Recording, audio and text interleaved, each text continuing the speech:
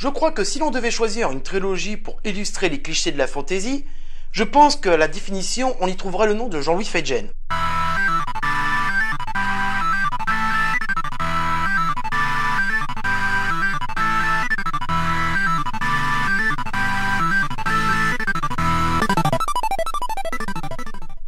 Et bonjour à tous amis lecteurs, et bienvenue dans ce choix des lecteurs. Vous l'avez compris, aujourd'hui, pas de faute semblant, ou de quoi que ce soit, ou de langue de bois.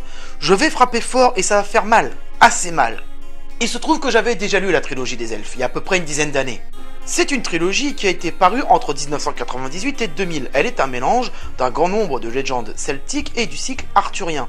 Bon, je vais pas le cacher, beaucoup diront que la fantasy c'est un style très facile à écrire. Et même pire, certains l'appellent le parent pauvre de la littérature, ou que beaucoup se sont contentés de plagier salement Tolkien ou Martin pour réussir à percer dans le milieu. Attends, tu me diras, on fait pas pareil avec le nougat du... Oh putain, premier j'arrête.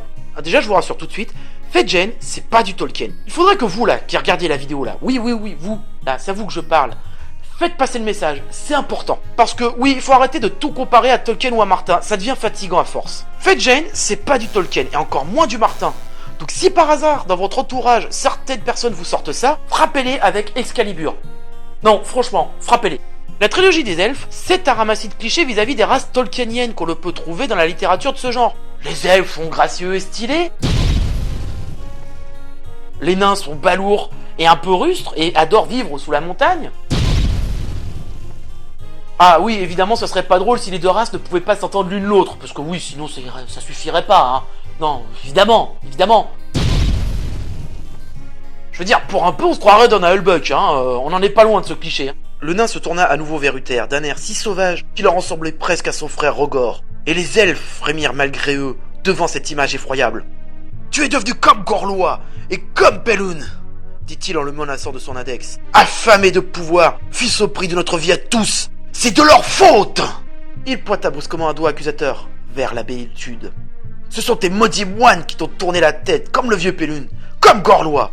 Merlin réprima un sourire et jeta un coup d'œil en biais vers Iltude, qui, lui, ne riait pas du tout.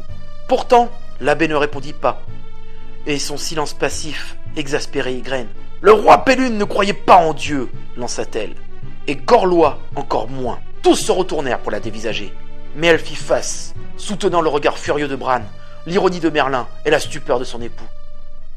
Vous ne pouvez même pas imaginer comme j'en ai marre de lire ça dans la fantasy.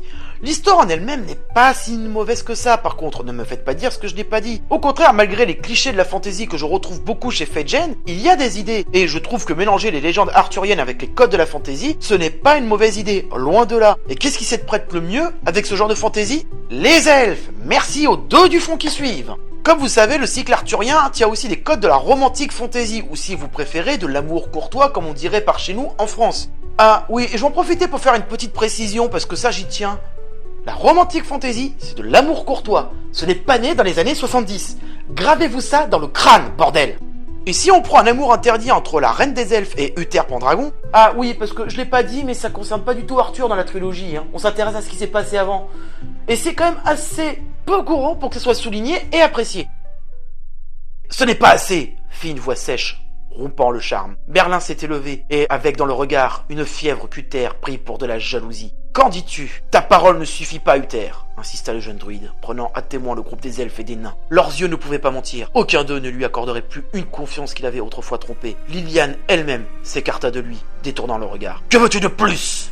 gronda le roi, furieux, frustré et convaincu d'être soudain trahi par Merlin. « Tu sais bien que moi, et que sans épée, je n'aurai jamais assez d'hommes. Je t'ai dit ce que je voulais, dit l'homme enfant. Je veux Arthur. Arthur engage de ta bonne parole. Arthur contre l'épée et la pierre.